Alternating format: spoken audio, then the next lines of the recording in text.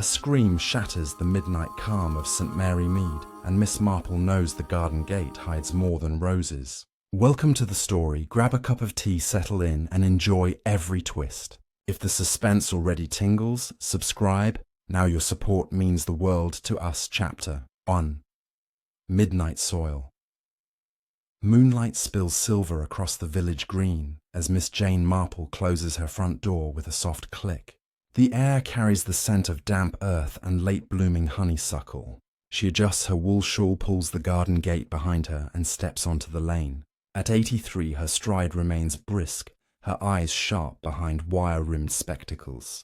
Tonight the scream came from the old Lestrange place, a crumbling manor at the edge of the woods. Villagers whisper the house is cursed, but Miss Marple trusts facts over folklore. She carries a small flashlight and a notebook, the tools of her quiet trade. The lane winds past hedgerows heavy with dew. Crickets chirp in steady rhythm.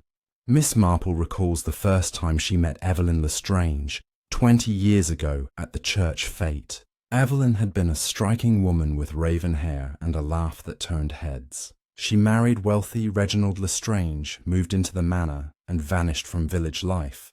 Reginald died last winter, leaving Evelyn alone with a staff of one, an elderly gardener named Hobbs. Miss Marple reaches the manor gate. Iron spikes gleam under the moon. The scream sounded again, closer now, raw with terror. She pushes the gate open, hinges groaning like an old confession. Gravel crunches beneath her sensible shoes. The house looms ahead, windows dark except for a flicker on the ground floor. She circles toward the sound, following a flagstone path that leads to the rose garden. Roses climb a crumbling trellis, thorns black in the shadows. At the center stands a wrought iron gate, half hidden by foliage, the secret gate villagers mention in hushed tones. Miss Marple kneels, flashlight beam cutting through the gloom. Fresh soil mounds beside the gate, as if something was buried then unearthed. A single red rose lies, trampled petals bruised. Footsteps approach from the house. Miss Marple switches off the light and slips behind a yew bush. Hobbs shuffles into view carrying a spade. His face is pale, eyes wide. He stops at the gate, stares at the disturbed earth and mutters words she cannot catch. Then he kneels, digs frantically, soil flying in dark clumps. Miss Marple watches, heart steady. She has seen fear before, knows its shape. Hobbs unearths a small wooden box, splinters cracking as he forces the lid. Inside glints metal, a locket perhaps, or a key. He clutches it to his chest, glances around, and hurries back toward the house. Miss Marple emerges, brushes dirt from her skirt. She examines the hole notes, the depth, the angle of the spade marks. Someone buried the box recently, within the last day. She pockets a torn scrap of fabric caught on a thorn pale blue silk with tiny embroidered violets. Evelyn wore a dress of that exact material at last year's harvest fair. A light snaps on in an upstairs window. Evelyn's silhouette appears framed against lace curtains. She stares down at the garden, face unseen but posture rigid. Miss Marple feels the weight of unseen eyes. She retreats along the path gate, creaking shut behind her. Back on the lane, she pauses under a street lamp, opens her notebook, and writes 3 words. Box, silk, scream. She underlines scream twice. The village sleeps around her, but Miss Marple knows sleep will elude her tonight. Questions circle like moths around a flame. What terrified Evelyn enough to scream twice in one night? Why did Hobbs dig under cover of darkness? And what secret lies beneath the garden gate that demands such desperate guardianship? She walks home, mind turning over details the way a jeweler studies a flawed gem. At her cottage she brews tea strong, and sweet, settles into her armchair and waits for dawn. Experience has taught her that secrets buried in moonlight rarely stay hidden long. The church clock strikes 3. Somewhere in the distance a dog barks once, then falls silent. Miss Marple sips her tea, eyes fixed on the window where the first pale streak of morning begins to glow. The game, she tells herself, has begun. Chapter 2. The Locket. Speaks dawn, paints the sky rose and gold as Miss Marple stands at her kitchen window watching swallows dart above the hedgerows. The torn scrap of blue silk rests on the table beside her teacup, catching the light like a fragment of sky. She turns it over, fingers tracing the delicate violets. The thread is fine, the stitching expert, the kind of detail a woman notices when she knits for the Red Cross. Evelyn Lestrange never knit, but she did so once upon a time before wealth wrapped her in solitude. A knock rattles the front door, sharp and urgent. Miss Marple smooths her apron, opens it to find Constable Palk shifting from foot to foot. His helmet sits crooked, his cheeks flushed from cycling uphill. "Morning, Miss Marple," he says, touching the brim. "Trouble at the Lestrange place. Mrs. Lestrange insists on speaking to you personally. Says it's a matter of life and death." Miss Marple raises an eyebrow. "Life and death at 8 in the morning. Lead the way, Constable." She fetches her straw hat, and a fresh notebook locks the cottage and follows Polk's bicycle down the lane. Dew still clings to the grass, bees hum in the clover. The village stirs, milk bottles clink on doorsteps, children shout on their way to school. Normal sounds that feel suddenly fragile.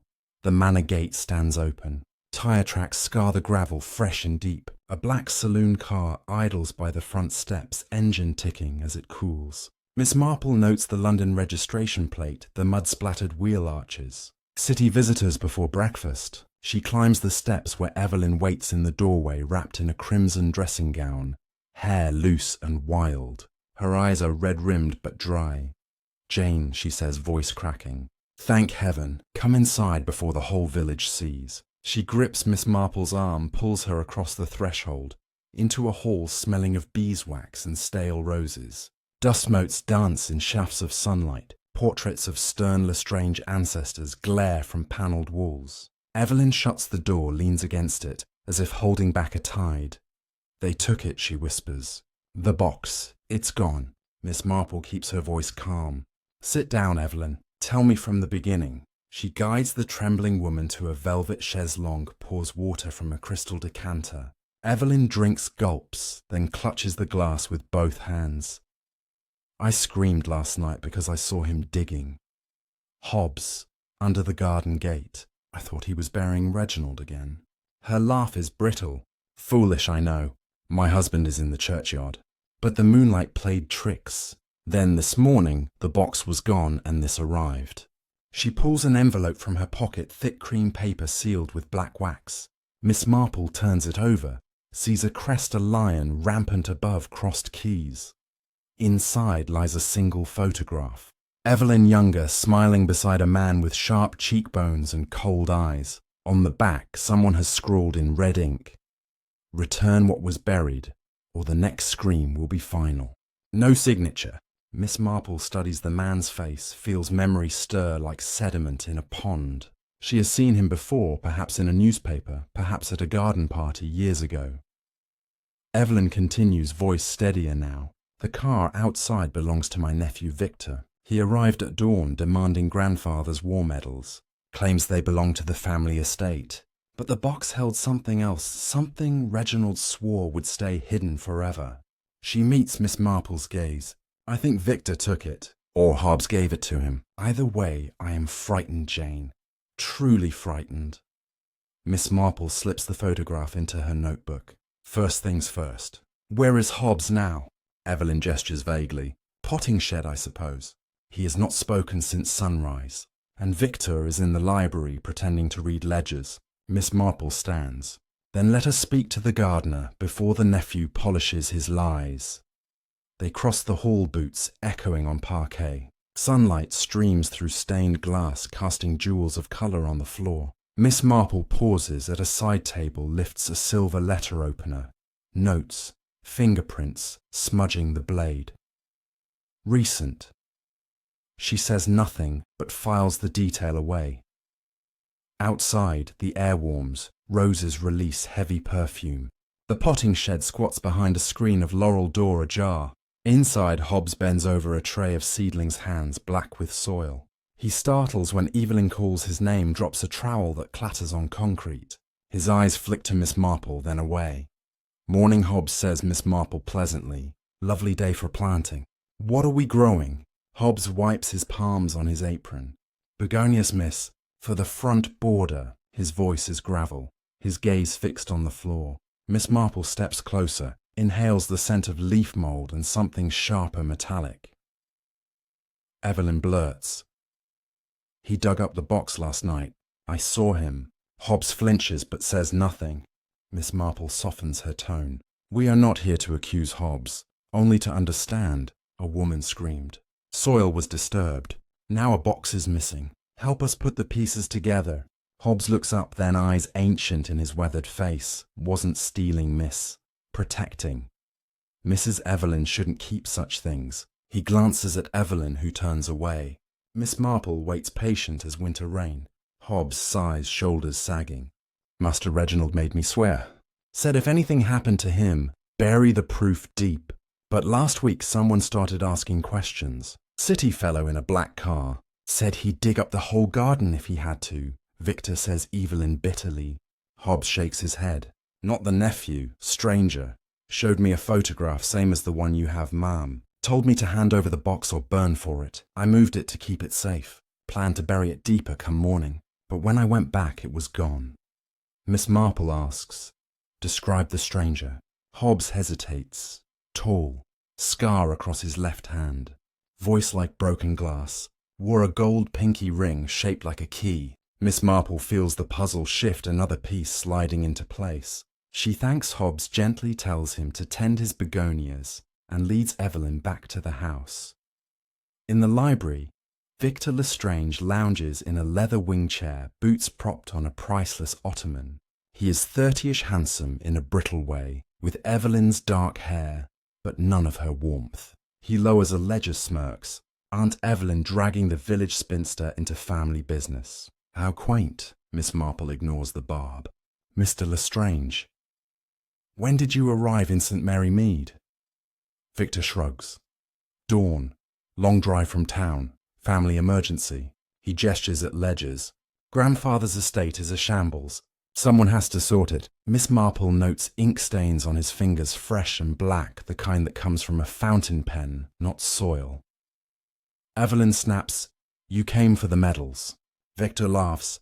Medals are worth a fortune, but I am happy to wait until probate. Unlike some, his gaze slides to the door where Hobbs' shadow lingers. Miss Marple asks, may I see your car, Mr. Lestrange? Victor waves a languid hand. Keys on the hall table. Knock yourself out.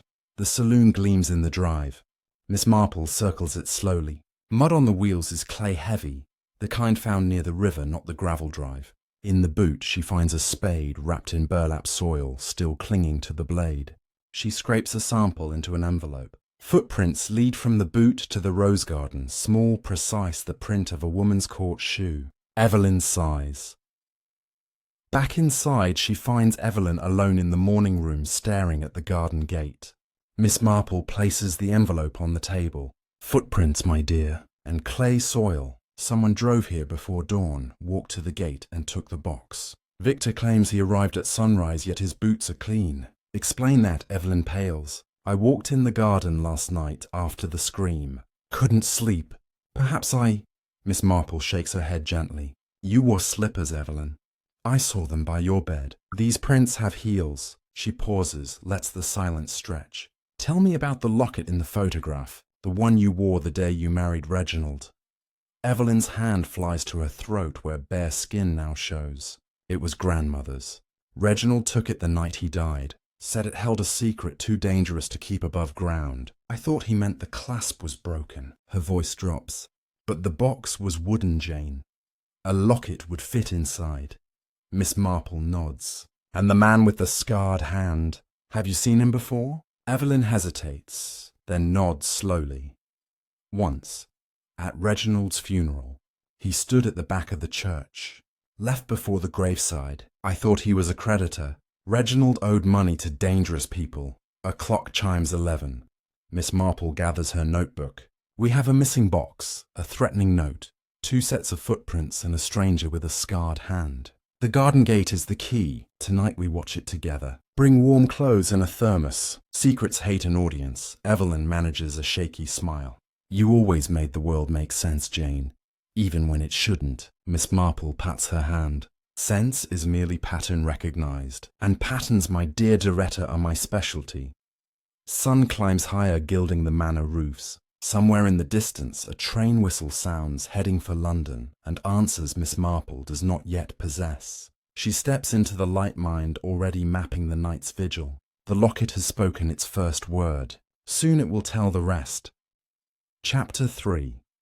Shadows at the gate. Twilight drapes the manor in violet haze as Miss Marple returns with a wicker hamper and a tartan blanket. Evelyn meets her at the side door, face pale but composed, now dressed in sensible tweed's hair pinned beneath a felt hat.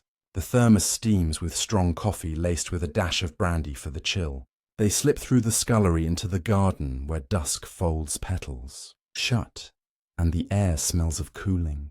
Earth.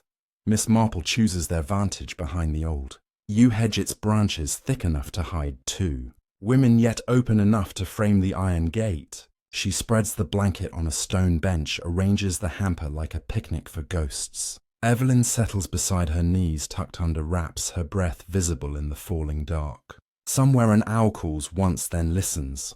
Hours creep past, marked by the church clock, striking 9, then 10. Stars prick the sky sharp as pins. Miss Marple keeps her voice low. "Tell me about the night Reginald died." Evelyn stiffens but answers. "He came home late from London. Said he'd settled a debt that would haunt us no more. Gave me the locket, told me to wear it always. Then he locked himself in the study. I heard raised voices, his and another man's. The stranger with the scar, perhaps. Next morning, Hobbs found him slumped over his desk. Heart attack, the doctor said. But his eyes were open, staring at the garden gate as if he saw something there." Miss Marple nods. "And the box. When was it buried?" Evelyn thinks. 3 days later. Hobbs dug at dusk, Reginald already in the ground. I watched from the window. Hobbs carried a bundle wrapped in oilcloth. He knelt by the gate for an age, then stood and brushed soil from his hands. He never spoke of it again until last night. A twig snaps beyond the rose trellis. Both women freeze. Footsteps crunch on gravel, slow, deliberate. A figure emerges into the moonlight, tall coat collar turned up, left hand gloved. The right hand gleams with a pinky ring shaped like a key. He moves to the gate, kneels, runs fingers over the disturbed earth. Miss Marple feels Evelyn grip her arm nails, digging through wool. The stranger pulls a small torch from his pocket, sweeps the beam across the hole. He mutters words lost to the wind, then stands, scans the garden. His light swings toward the yew hedge, pauses. Miss Marple holds her breath, counts heartbeats. The beam moves on. The man pockets the torch, draws a cigarette, lights it, the flare illuminating a jagged scar across his knuckles. He exhales smoke that curls like a question mark, then slips back into the shadows toward the river path. Evelyn whispers, "That is him, the man from the funeral." Miss Marple waits until the footsteps fade, then rises, stiff but steady. "Come." We follow at a distance. She folds the blanket, tucks the thermos under her arm. They skirt the lawn, keeping to the grass to muffle their steps. The river path winds through willows, silver in moonlight water murmuring over stones. The stranger moves fast, but Miss Marple knows every twist of the path from childhood blackberry hunts. She keeps him in sight, a darker shape against the dark. He stops at a wooden footbridge, leans over the rail, drops something small that plinks into the current. Miss Marple marks the spot, a crooked alder leaning like a drunk. Beyond the bridge, the path meets the lane. Headlights flare, a car engine coughs to life. The stranger climbs in the vehicle, reverses, and roars toward the main road. Miss Marple notes the number plate in her notebook by torchlight, shielded under her shawl. London again, different car. She and Evelyn hurry to the bridge.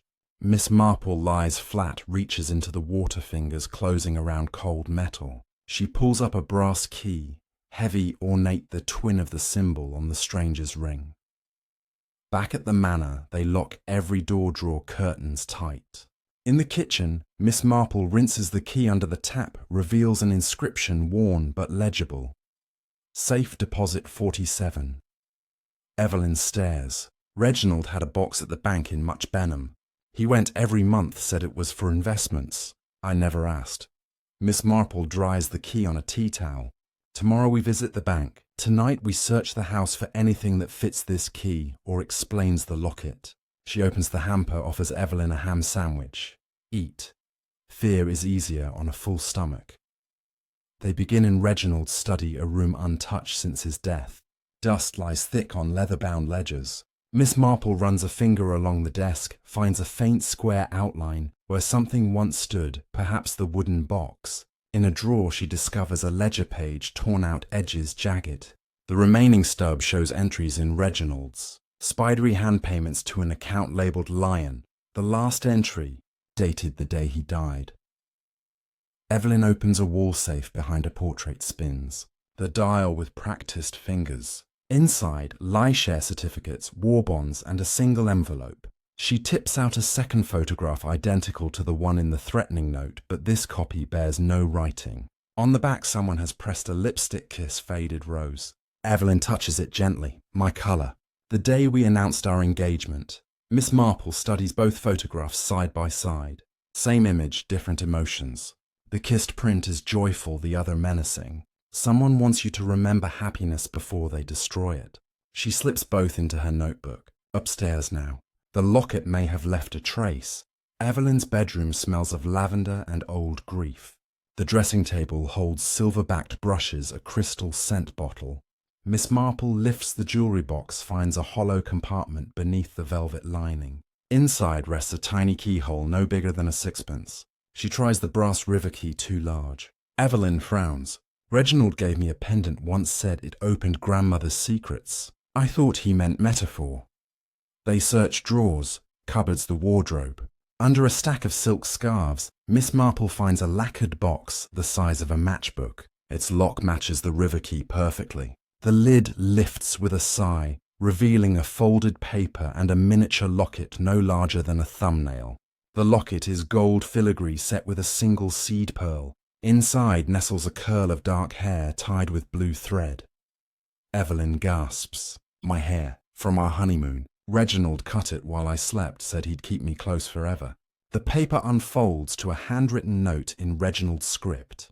If I die, suddenly deliver the locket to Inspector Craddock, New Scotland Yard.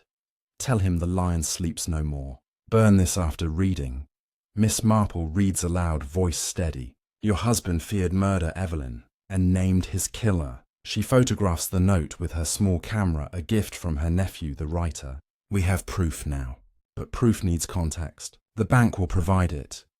Footsteps echo in the hall, heavy, deliberate. Victor appears in the doorway, coat unbuttoned, eyes bright with drink. Still playing detective, ladies. Find any buried treasure. He sways, leans against the frame. Uncle Reginald was cleverer than all of us. Hid his sins where no one thought to look.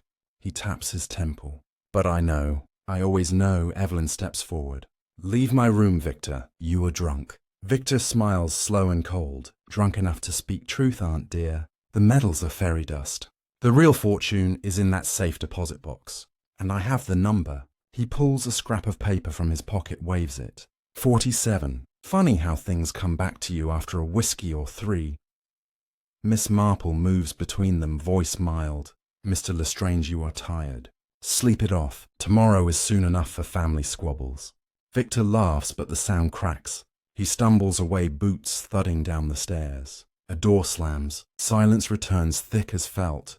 Evelyn sinks onto the bed. He will go to the bank. Steal whatever is there. Miss Marple shakes her head. Let him try.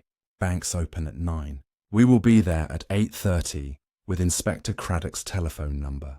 She tucks the miniature locket into her pocket. Sleep now. I will sit in the chair. No one enters this room tonight. Moonlight stripes the carpet. Evelyn curls under the eider-down breathing evening, out into sleep. Miss Marple keeps watch, fingers curled around the brass key. Outside, wind rattles the garden gate like bones in a box. She smiles without humour. The lion stirs, she murmurs. But cats, my dear, are my specialty. Dawn will bring answers and perhaps danger. The gate has guarded its secret long enough. Tomorrow the bank opens and the past walks out into daylight. Chapter 4. The Vault of Forgotten Lions Morning. Mist clings to the high street as Miss Marple and Evelyn step from the taxi outside Much Benham Bank.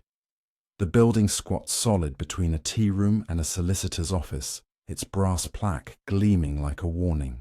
Miss Marple carries a small leather case containing the brass key, the miniature locket, and the note for Inspector Craddock. Evelyn wears a navy coat buttoned to the throat, her face set in lines of quiet determination. The clock above the door reads 8:25. Inside, the air smells of polish and old money. A clerk in pinstripes looks up from his ledger, eyes widening at the sight of two ladies before opening time. Miss Marple offers a polite smile. "We have an appointment with the manager regarding box 47. The clerk hesitates, then disappears behind a velvet curtain. Moments later, Mr. Fairchild, the manager, emerges, bald head, shining spectacles perched on a beak nose. He ushers them into his office, shuts the door with a soft click. "Box 47, he says. Voice hushed. "Has not been accessed since Mr. Lestrange Sr. passed. You have the key." Miss Marple places the brass key on the blotter. "And authority," he adds, glancing at Evelyn. She slides Reginald's death certificate across the desk. "I am his widow. The box is now mine." Fairchild nods, clears his throat. "This way, please." They descend a narrow staircase lit by electric bulbs in wire cages. The vault door stands open, a circle of steel thick as a battleship. Inside, rows of metal drawers march into shadow, each tagged with a number. Fairchild stops at 47, inserts his master key, then steps back. Miss Marple fits the brass key, turns it, the lock size open. She pulls the drawer, a long, shallow box lined in green baize. Inside lies a single object, a leather-bound journal cracked with age. No gold, no jewels, only words. Evelyn lifts it, hands trembling. Reginald's handwriting. Miss Marple opens to the first page, dated 1939. The ink is faded but legible. She reads aloud. "To whoever finds this, know that I, Reginald Lestrange, served His Majesty in ways that cannot be spoken aloud. The Lion Group was real. We moved gold across borders, silenced threats, protected secrets that would topple governments. I kept records, proof. When the war ended, some of us wanted the truth buried, others wanted profit. I chose neither. I chose my family." Fairchild shifts uncomfortably. Miss Marple turns pages. Entries detail meetings in Zurich, coded transfers to Swiss accounts, names of men long dead or powerful still. One name repeats: Lionel Harrowby, the man with the scarred hand. Beside it a note: "He will kill to keep the lions silent." The final entry, dated the week Reginald died, reads, "Harrowby came tonight, demanded the journal. I refused. He swore my heart would stop before the month. Evelyn, I bury this with the locket your hair inside to remind me why I fight. If I fail, take it to Craddock. He alone can be trusted." Evelyn closes the journal, presses it to her chest. All these years he protected us from his past. Miss Marple takes photographs of key pages with her camera. "We must telephone the inspector at once." Fairchild leads them upstairs, dials Scotland Yard from his desk. The line crackles, then a familiar voice answers. "Craddock here." Miss Marple speaks calmly. "Inspector, this is Jane Marple. I have Reginald's journal. It names Lionel Harrowby as a threat to national security and to Evelyn Lestrange. We are at Much Benham Bank. Bring men. Harrowby was in St. Mary Mead last night." Craddock's reply is brisk. "Stay put. I leave within the hour."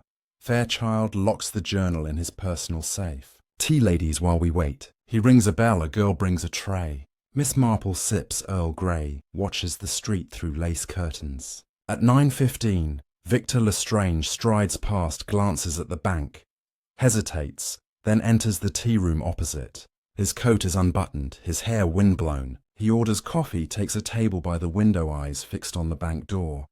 Evelyn notices too. He followed us. Miss Marple remains calm. Let him watch. Knowledge is power only when shared wisely. She finishes her tea, folds her napkin. "Inspector Craddock will need the journal and our statements." Then we return to the manor. The garden gate has more to reveal. A black police car pulls up outside, two constables in plain clothes. Craddock steps out, tall, lean, familiar from past cases. He enters the bank, greets Miss Marple with a nod. "Always where the storm breaks, Miss Marple. Show me." Fairchild opens the safe, hands over the journal. Craddock flips pages, whistles low. "This will rattle cages from Whitehall to Geneva. Mrs. Lestrange, you are under protection as of now." Victor rises in the tea room, pays, hastily leaves. Miss Marple watches him go. He knows the number 47. Someone told him. Craddock follows her gaze. Nephew, we will speak to him. First the manor. I want this Harrowby in cuffs before sunset. Back in St. Mary Mead, the police car leads the way. Villagers pause mid-stride, staring as the convoy sweeps through the green. At the manor, Hobbs meets them at the gate, face grey. Mrs. Evelyn the roses by the gate, they're trampled again, and the soil it's fresh turned. Craddock posts a constable at the front door, another at the back. Miss Marple leads the way to the rose garden. The iron gate stands ajar, earth heaped beside it like a fresh grave. A single white rose lies severed stem oozing sap. Miss Marple kneels, examines the soil. Boot prints this time heavier man's, and something dragged. She follows the furrow to the compost heap behind the shed.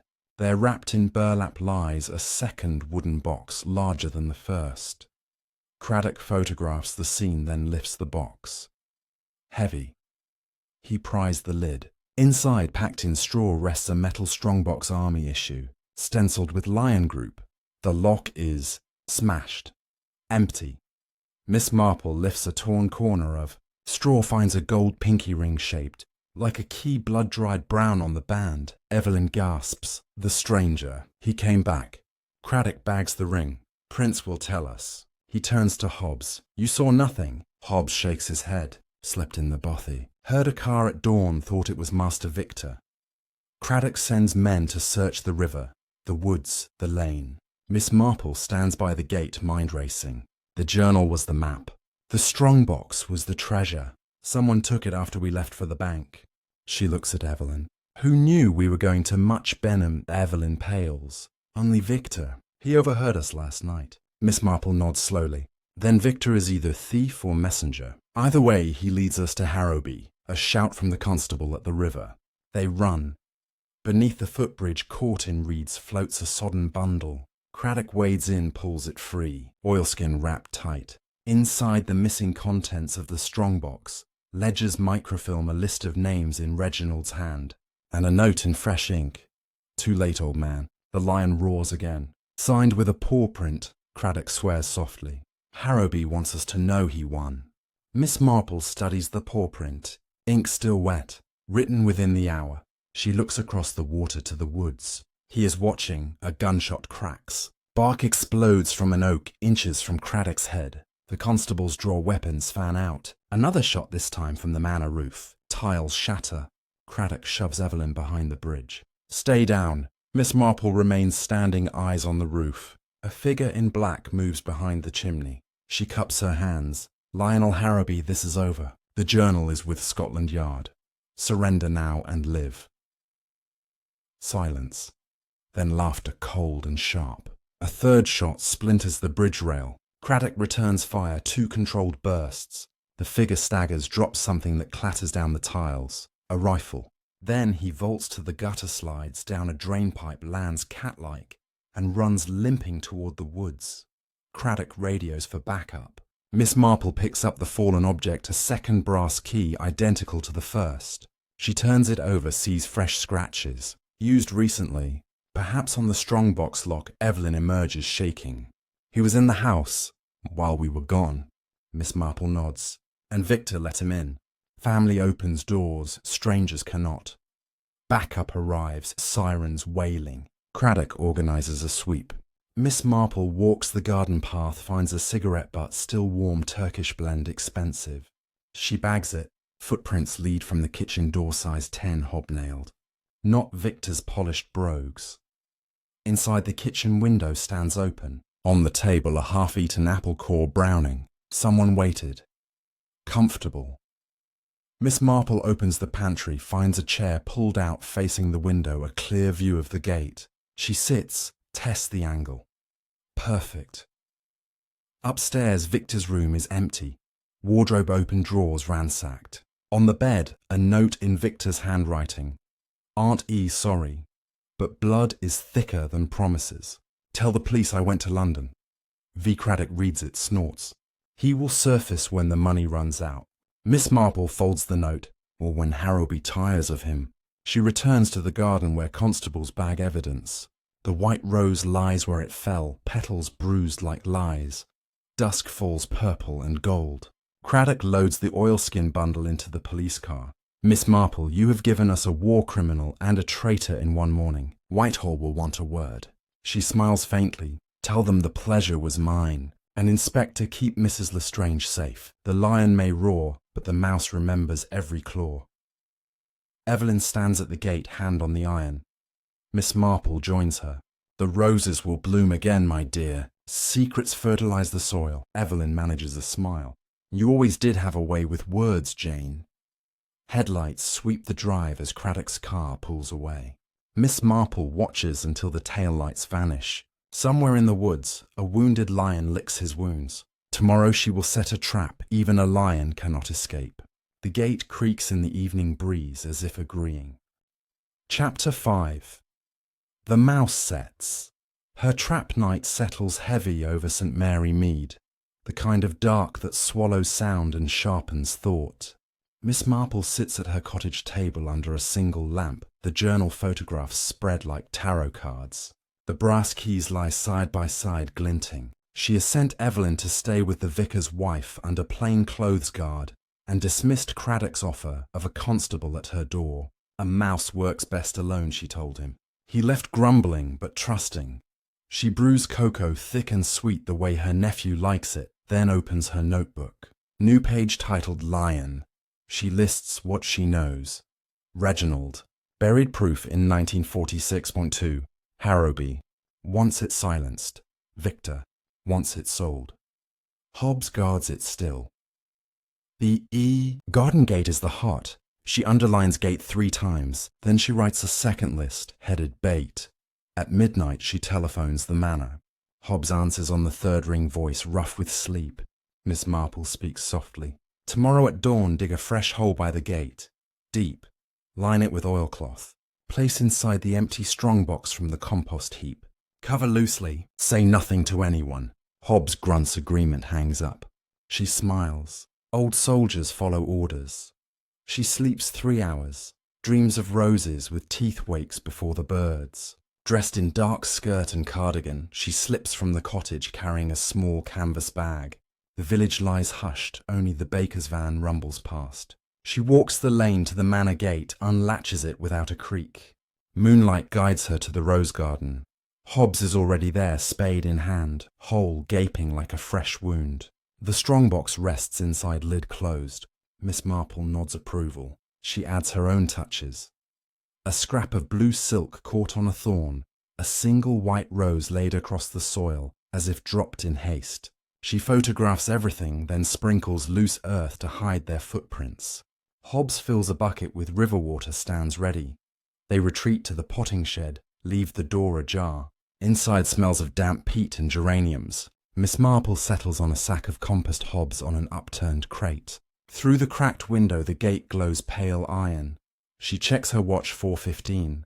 Dawn in 90 minutes. Hobbs whispers, "You think hell come." Miss Marple answers he must. The note said too late. Men like Harrowby hate loose ends. She opens her bag, removes a small reel of fishing line, ties one end to the strongbox handle, threads it through a gap in the shed wall. The other end she loops around her wrist. A tug will tell her when the trap springs. Minutes stretch. A fox barks in the woods. Hobbs dozes, head nodding. Miss Marple stays awake, mind turning over patterns the way knitters count stitches. She recalls a case in Devon, a smuggler who returned to the scene because pride demanded it. Pride, she thinks, is the loudest motive of all. At 5:30 the sky pales to pearl. Hobbs stirs. Footsteps crunch on gravel, slow, cautious. A figure appears at the gate coat collar, up left hand, bandaged from yesterday's bullet graze. Harrowby. He scans the garden eyes, narrowing at the white rose. He kneels, runs fingers over the soil, finds the fishing line, follows it with his gaze straight to the shed. He smiles without warmth. He lifts a pistol silencer already fitted. Hobbs tenses, but Miss Marple places a calm hand on his arm. Wait. Harrowby stands, crosses to the hole, kicks soil aside. The strongbox gleams. He holsters the gun, bends to lift it. The fishing line goes taut in Miss Marple's hand. She nods. Hobbs flings the bucket. River water arcs silver in the dawn, drenching Harrowby from head to toe. At the same moment, Miss Marple yanks a second line tied to a hidden tripwire. A garden net heavy with last year's leaves drops from the trellis enveloping Harrowby in a tangle of mesh and thorns. He roars, struggles pistol, firing wild into the roses. Craddock's men burst from the laurel hedge, 4 of them weapons drawn. Police shouts drop it. Harrowby thrashes the net, tightening with every move. A constable tackles him, pins his arms. The pistol skids across the path. Craddock steps forward, cuffs clicking shut.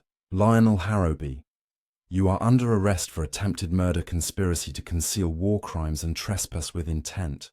You have the right to remain silent. Harrowby spits blood from a split lip. You think this ends it, old woman? The lion has 9 lives. Miss Marple steps from the shed, voice mild. Cats drown in fishing nets, Mr. Harrowby, and lions are merely cats with better publicity. Craddock hauls Harrowby to his feet. The bandage on his hand is soaked red. Medic, he calls. Miss Marple kneels by the strongbox, lifts the lid. Empty save for a note in her own handwriting. Pride goeth before a fall. Proverbs 16:18. She shows it to Craddock, who laughs despite himself. Hobbs emerges, rubbing his eyes. Did we catch him, miss? Miss Marple pats his shoulder. We did indeed. Now plant your begonias. The garden has earned its peace.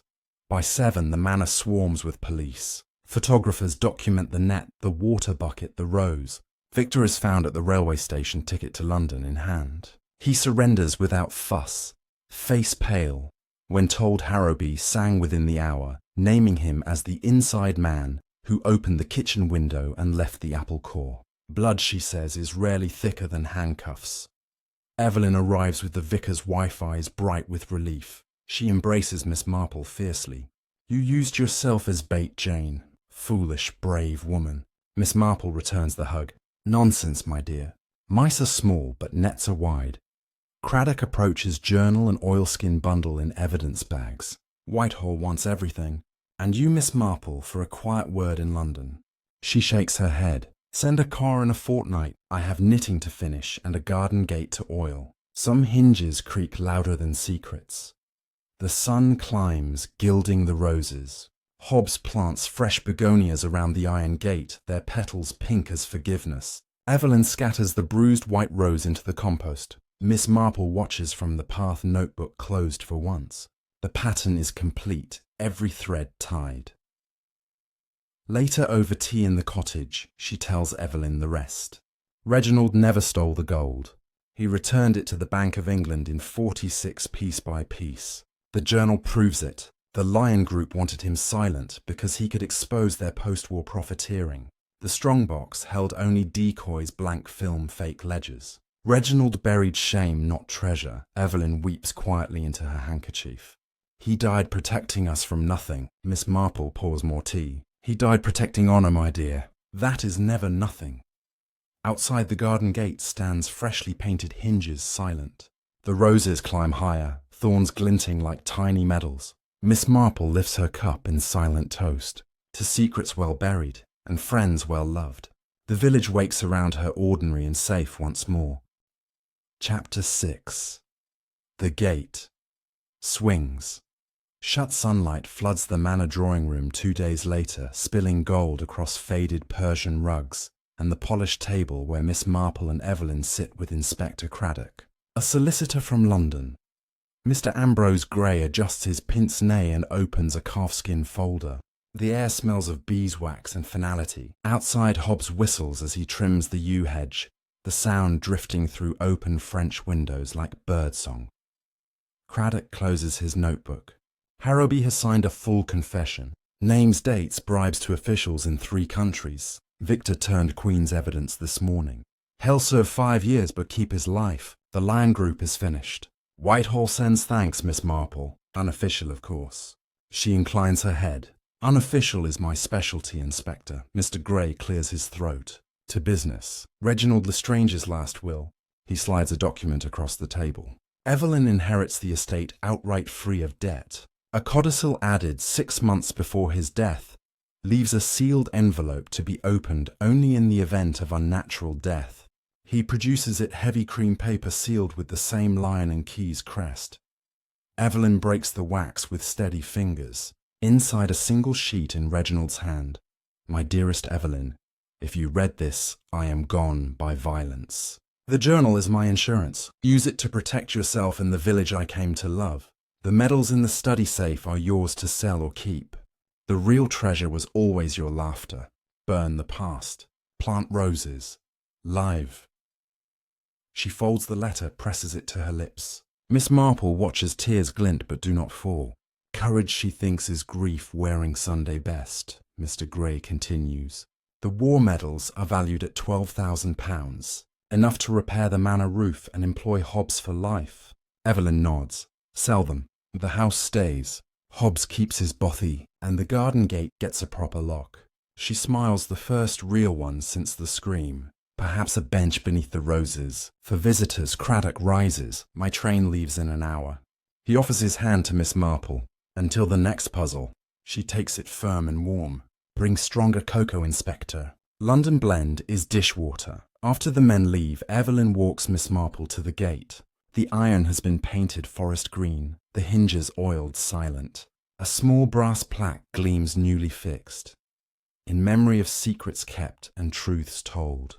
Hobbs stands back, arms folded, pride in every line. Evelyn embraces Miss Marple. Come for tea tomorrow. I bake scones now. Therapy, says the vicar's wife. Miss Marple laughs. Therapy and clotted cream. Irresistible. She walks home past the green where children play hopscotch and the postman waves. At her cottage, the knitting waits a half-finished cardigan in soft, heathery wool. She settles in her chair, needles clicking like gentle rain. Pattern emerges row by row the way truth does stitch by patient stitch. Evening brings the WWII meeting in the village hall. Miss Marple arrives with a sponge cake light as air. The women gather round eager for news, but she deflects with weather and recipes. Some stories are not for sharing. They belong to the earth now fertilizing roses. Later alone, she opens her notebook to a fresh page. She writes, "The garden gate teaches us this. What we bury in fear grows thorns. What we bury in love blooms forever." She closes the book, sets it on the shelf beside 30 others each. A village, a mystery, a life. Outside, the moon rises full and silver over St. Mary Mead. The gate stands guard, no longer hiding but remembering. Miss Marple draws the curtains, sips her bedtime cocoa, and sleeps the sleep of the just. Somewhere in the distance, a nightingale sings. The roses nod in the breeze. All is well. Chapter 7. Echoes in the village. Hall, laughter bubbles from the village hall windows like champagne from a shaken bottle as Miss Marple pushes open the oak door 3 evenings later. The WI meeting hums with energy trestle tables groan under jam jars, scones, and a Victoria sponge that could win prizes. Mrs. Price Riddell, the president, spots her, waves a flower-dusted hand. "Jane, over here. Your cake is the star tonight." Miss Marple smiles, sets down her plate. The sponge cake sits central golden, topped with cream, a circle of raspberries like rubies. Women cluster round forks poised. Mrs. Hargreaves, the postmaster's wife, takes the first slice, sighs in delight. "Heaven, Jane, what is your secret?" Miss Marple winks. "Patience and a hot oven, my dear. Just like life." They settle into chairs, the hall aglow with paraffin lamps and faces flushed from tea. Mrs. Price Riddell calls order. "Ladies, tonight we discuss the harvest fair. But first a word from our treasurer." Mrs. Butler stands, adjusts her spectacles. "Funds are healthy, thanks to Evelyn Lestrange's generous donation. The manor roof is fixed and Hobbs has new tools." Applause ripples warm and genuine. Miss Marple sips her tea, eyes scanning the room. 30 women, all shapes, ages, the backbone of St. Mary Mead. She notes Mrs. Finch, the baker's wife, twisting her apron, eyes darting to the door, and young Miss Carter, the schoolteacher, whispering to the vicar's wife, cheeks pink. Secrets, she thinks, never truly die. They just find new soil. The fair planning begins. Mrs. Price Riddell sketches a map on the blackboard. Stalls here produce there, the tombola by the maypole. Miss Marple raises a hand. "May I suggest a rose garden theme? In honour of the Lestrange roses. They bloom so fiercely this year." Murmurs of approval. "Evelyn will love it." Mrs. Finch clears her throat, voice thin. Speaking of roses, I saw a stranger by the manor gate yesterday. Tall man with a limp. Asked about old Reginald. Mrs. Hargreaves nods. My Tom saw him too. At the pub. Bought rounds, asked about buried treasure. Laughed when we said ghosts. Miss Marple keeps her face calm, heart quickening. Harrowby is in prison. Victor too. Who is this Echo? She speaks mildly. Villages attract wanderers, ladies, especially with the fair coming. But do tell the constable if he lingers. The meeting shifts to recipes. Mrs. Butler shares her plum jam secret, a pinch of ginger. Miss Carter blushes, announces her engagement to the doctor from Little Fars. Cheers erupt, hugs all round. Miss Marple claps heartily, slips her a lace handkerchief. For happy tears, dear. Blue for luck. As plates empty, Mrs. Price Riddell dims the lamps. Time for our circle. Share what weighs on your heart. Silence falls soft. Mrs. Finch speaks first. My nephew in London writes of troubles. Factories closing, men desperate. Comes home next week. Doesn't know his place anymore. Mrs. Hargreaves next. Tom drinks more since the war. Says the village changed. Men like Reginald gone, and no one to replace them. Miss Marple listens, patterns forming. Echoes of the lion, not just in words, but in lives touched by war debt's pride. Her turn comes. She folds her hands. I have seen fear this week, ladies. Not ghosts, but men chasing shadows of the past. But I have also seen courage. Evelyn Lestrange plants roses where secrets lay. We can do the same. Grow what nourishes instead of what haunts.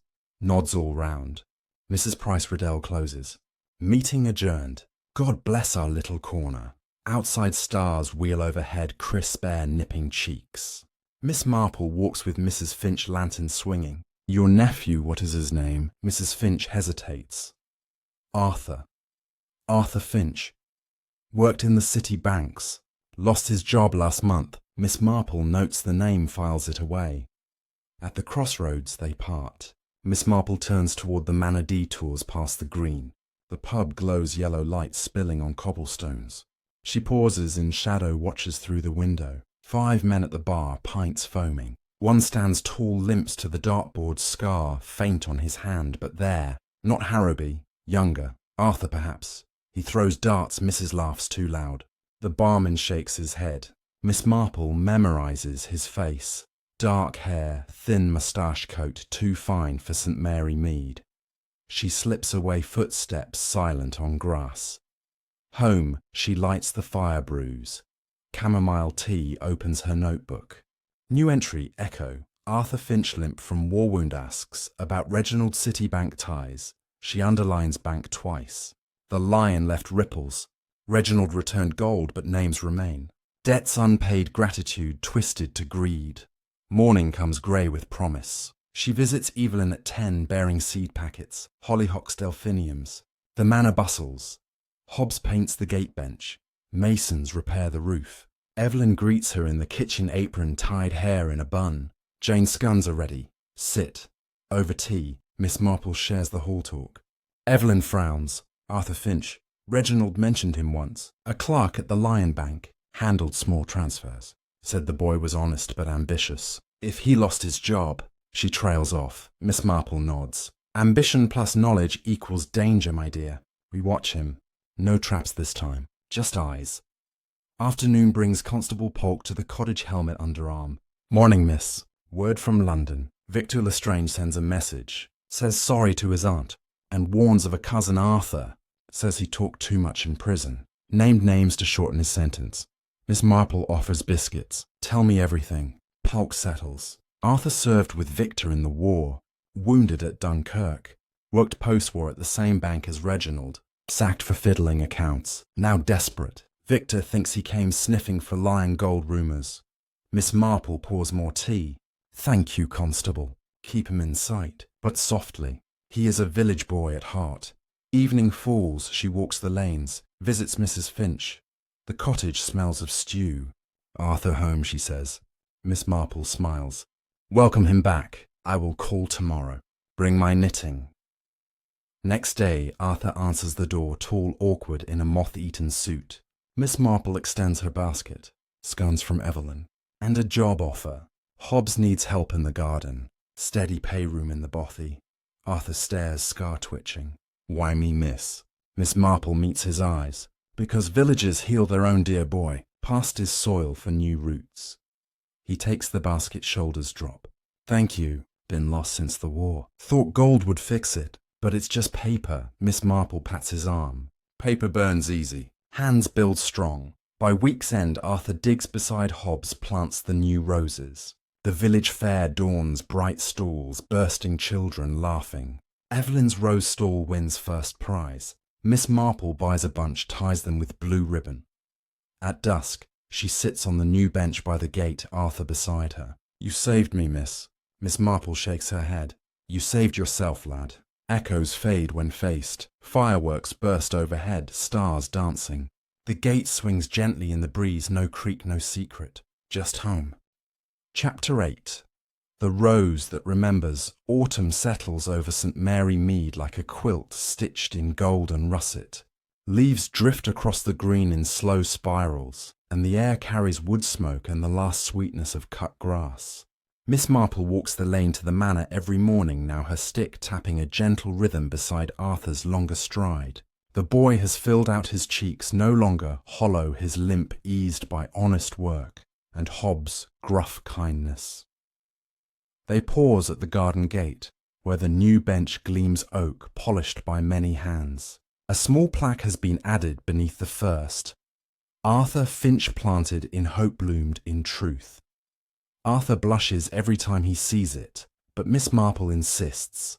Names matter, she says. They anchor us. Inside the rose garden, the beds have been remade. Old varieties mingle with new climbers, heavy with late blooms. Evelyn kneels among them, secateurs, flashing soil under her nails. She looks up, smiles. Jane Arthur, perfect timing.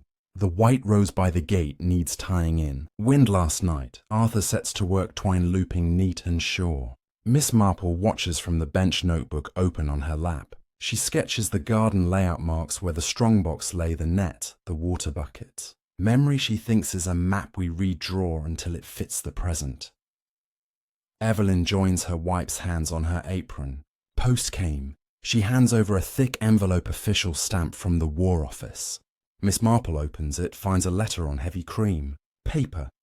Dear Mrs. Lestrange, His Majesty's Government wishes to express gratitude for the recovery of sensitive materials pertaining to the Lion Group.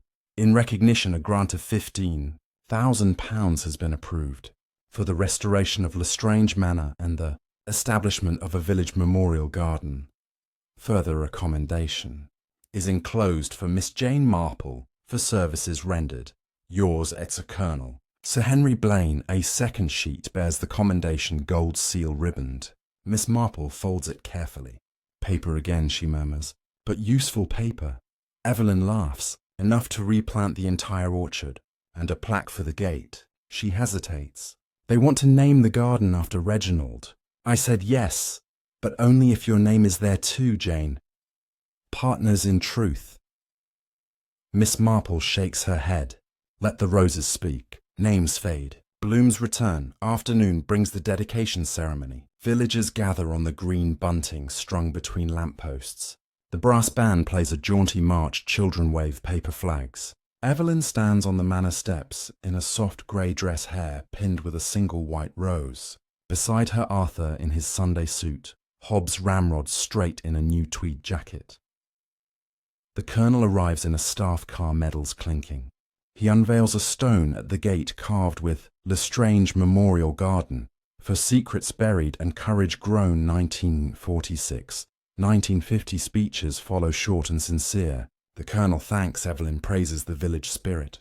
Miss Marple sits in the front row, knitting a tiny booty for Mrs. Hargreaves' expected grandchild. When the Colonel mentions her name, she looks up, smiles, waves a needle. Applause swells, warm as sunlight. Tea is served on trestle tables. Sandwiches cut thin cakes towering. Children chase each other through the legs of adults. Miss Marple finds Arthur by the punch bowl, face flushed. They gave me a medal, miss. Bronze. For gardening. He shows it shyly. Miss Marple pins it to his lapel. Wear it proud, lad. Every rose you plant is a victory. Dusk paints the sky rose and violet.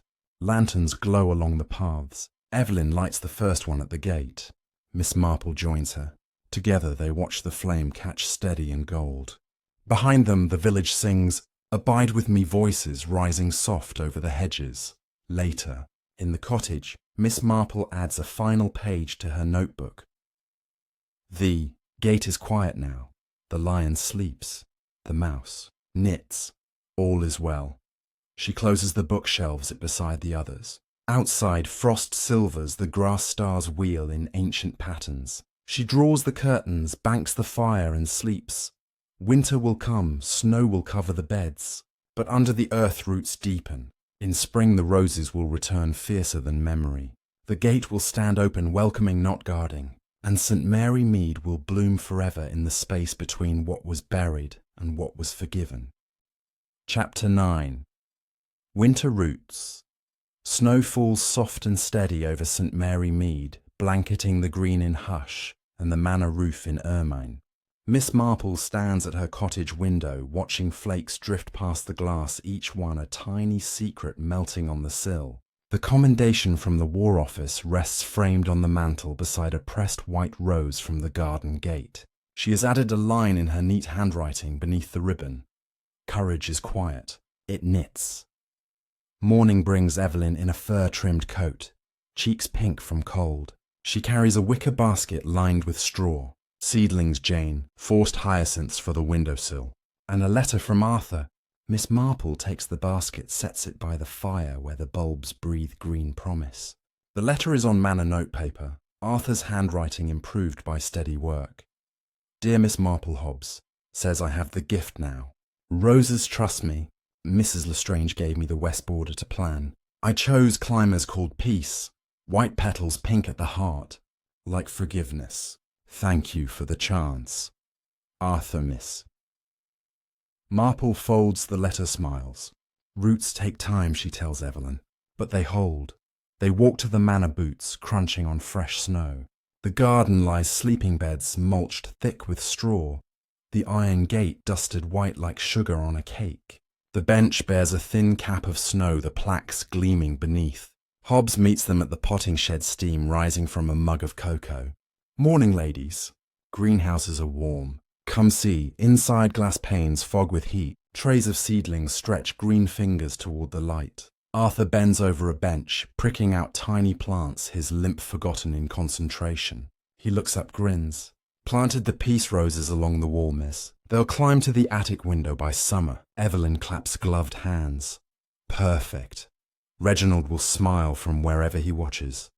Afternoon brings the village children caroling door to door, voices high and sweet.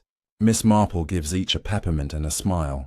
At the manor, Evelyn has hung lanterns along the drive, their glow guiding the singers. Hobbs passes mince pies, Arthur pours hot chocolate from a cauldron. Laughter rises with the steam. Evening settles early dark by 4. Miss Marple and Evelyn sit by the manor fire logs, crackling. Outside, wind rattles the windows, but inside all is warm. Evelyn opens a box, brings out the miniature locket, the one with her honeymoon curl. I kept it, Jane, not for secrets now, for memory. She hangs it on the Christmas tree, a tiny star among the glass baubles. Miss Marple knits a scarf in soft grey wool needles, clicking like gentle rain. She tells Evelyn of other winters, other gardens, other gates that opened when least expected. The firelight dances on their faces, years falling away. We are the roots now, she says, holding the village steady until spring. Christmas Eve brings the church bells clear across the snow. Midnight mass packs the pews, candlelight gilding every face. Miss Marple sits between Evelyn and Arthur, hymn book shared. The vicar reads of peace on earth, goodwill to men. Arthur sings bass strong and sure. Miss Marple closes her eyes, feels the village breathe around her whole again. Christmas Day dawns bright and cold. The manor hosts lunch, long tables set in the hall. Hobbs carves turkey, Evelyn pours gravy, Arthur passes plates. Villagers come and go, Mrs. Finch, Mrs. Hargreaves the postman, the baker, all bringing dishes, sharing stories. The lion is never mentioned, but his shadow has lifted. In the garden, the snowdrops push through frozen earth, tiny spears of green. Miss Marple walks there alone in the afternoon, her stick leaving prints beside the gate. She lays a hand on the cold iron, feels the pulse of the village steady and strong. Secrets sleep, she whispers. Love wakes. Spring will come. The peace roses will climb the hyacinths, will bloom blue as forgiveness. The gate will stand open always now, a threshold, not a barrier. And Miss Marple will watch from her cottage window, knitting the next pattern content in the knowledge that some stories end not with a scream, but with the quiet turning of a page. Chapter 10. The Gate Opens. Forever spring arrives in a rush of green and gold, the kind that makes St. Mary Mead feel newborn. Cherry blossoms drift like confetti across the green, and the manor garden bursts with colour. Peace roses climbing the wall in fragrant waves, hyacinths nodding blue along the paths. Miss Marple stands at the garden gate on a bright May morning, her straw hat tilted against the sun, a small gathering around her. Evelyn in a soft linen dress, Arthur proud in a new waistcoat, Hobbs leaning on his spade, the entire village spread across the lawn with picnics, blankets and laughter. Today is the official opening of the Lestrange Memorial Garden, now more than a patch of roses but a proper park with winding paths, a pond fed by the river, and the bench beneath the gate polished by many hands. A ribbon stretches across the entrance, red, white and blue. The vicar holds scissors borrowed from the WWII. Miss Marple has been asked to speak first. She steps forward, voice clear as the bells that ring from the church tower. Friends, she begins. Neighbours. Family. We stand where secrets once hid beneath moonlight and fear. A scream began it, a boxer locket, a lion that roared across decades. But today we reveal the full truth, not to wound but to heal. She turns to Evelyn, who nods, eyes bright. Evelyn steps beside her, opens a velvet box. Inside rests the miniature locket, the one with her honeymoon curl now cleaned and shining. This, she says, held my hair and Reginald's heart, but it also held the final piece. She lifts a tiny rolled paper from the locket, unrolls it with steady fingers. Reginald's last note, never buried, never found, until Arthur pruned the old rose and felt something hard in the stem. She reads aloud, voice carrying over the crowd. If the locket is found after my death, know this, the lion group was real. I returned every coin to the crown, the journal proves it, but one debt remained. Lionel Harrowby saved my life in France, 1944. I owed him a future. I paid with silence. He wanted more. Greed turned gratitude to murder. Forgive him if you can. Forgive me for the lie. Plant roses. Live free. Our gasps ripple.